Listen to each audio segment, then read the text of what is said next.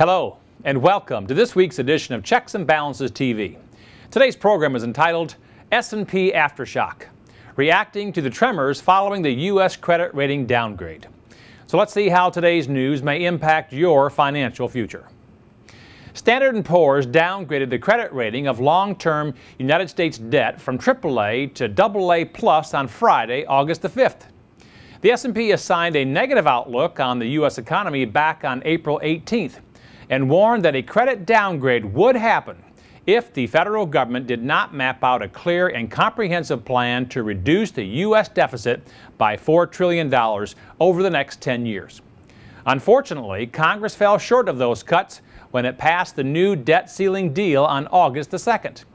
What Congress did agree to and pass was $2.4 trillion in cuts from the federal budget over the next 10 years. As a result of this smaller than hoped for debt reduction deal, Standard & Poor's triggered this historical U.S. downgrade, and the reaction felt across the country has been swift.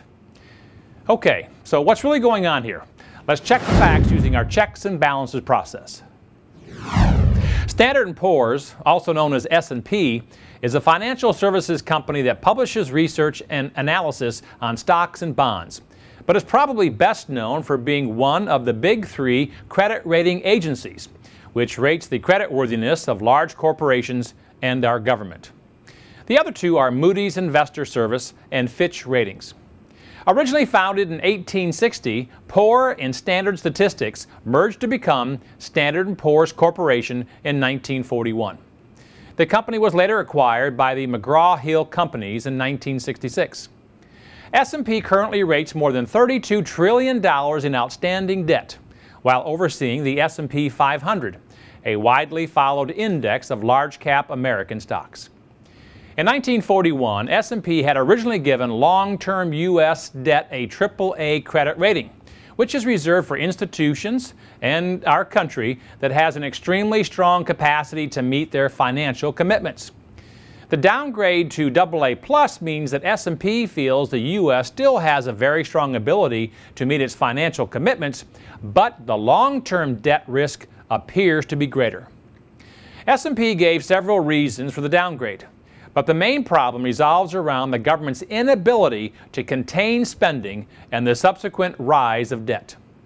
Other reasons for the downgrade include limited economic growth and the government's failure to produce a plan that both increases revenue and reduces the deficit.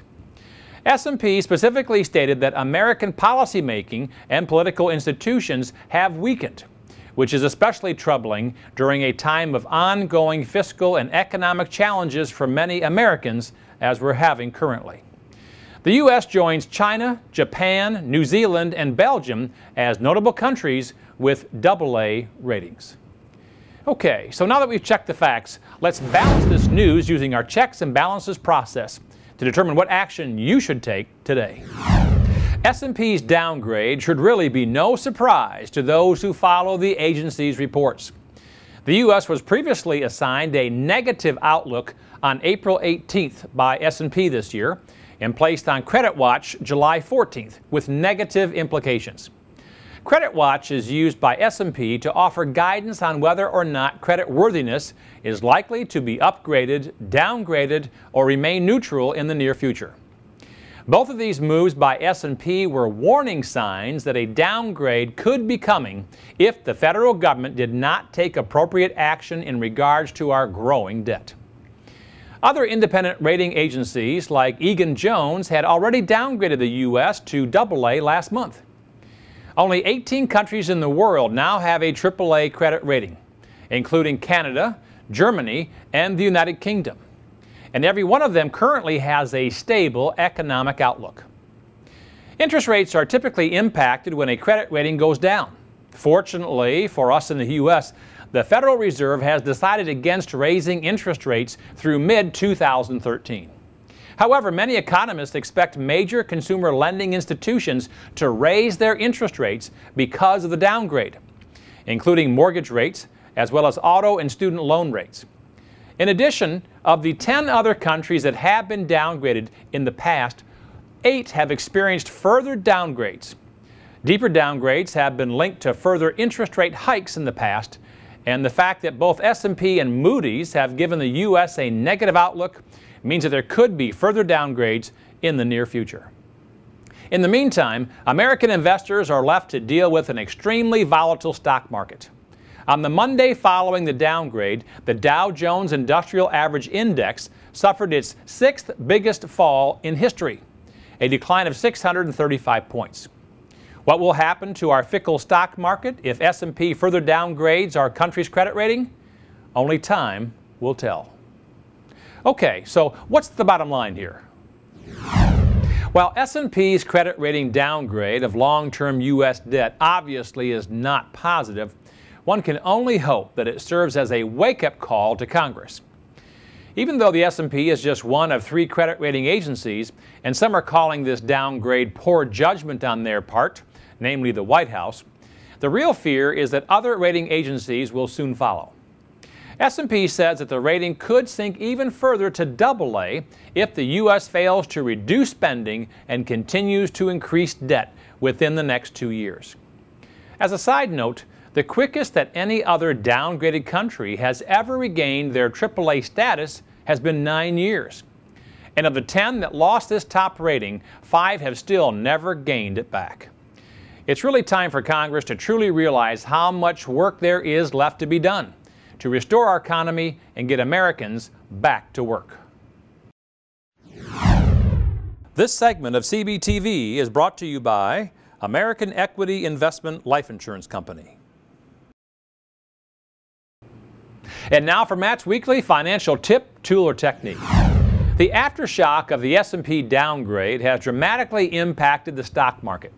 But it's important for pre-retirees and retirees to not have a knee-jerk reaction to it.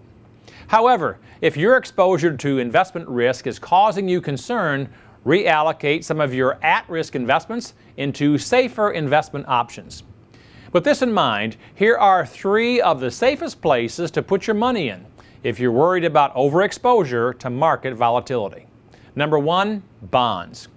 Government bonds are issued by the U.S. Treasury Department and earn interest based on published rates at the time of issue. Interest earned on government bonds are exempt from state and local income taxes, but are subject to federal income taxes. Bonds are still considered among the safest investments in the world, despite the S&P credit downgrade. However, because government bonds are so safe, they tend to pay some of the lowest interest rates out there. Why? Because there is virtually no risk to your money. In theory, the federal government can never go bankrupt because all they have to do is print more money if they need to. A second place to consider as far as safety is bank CDs. Certificate of deposits have a specified interest rate until their maturity date. However, the interest you earn each year is fully taxable, which means you will receive a 1099 every year and you'll have to pay taxes on the interest earnings. CDs are extremely liquid, although you'll have to pay a penalty if you cash in your CD early. The good news with CDs is your money is FDIC insured up to $250,000. The bad news? Interest rates on these accounts remain very, very low. And the third idea as far as safety is fixed annuities. Fixed rate annuities can give you a set rate of return which almost always is higher than the bank, and the ability to withdraw interest earned each month without incurring any penalties or fees. They can become a solid source of income for retirees and can even be set up to pay out an income stream over the lifetime of the owner. There are no upfront fees associated with fixed rate annuities, although you might encounter a surrender charge if you withdraw more than the allowable amount each year.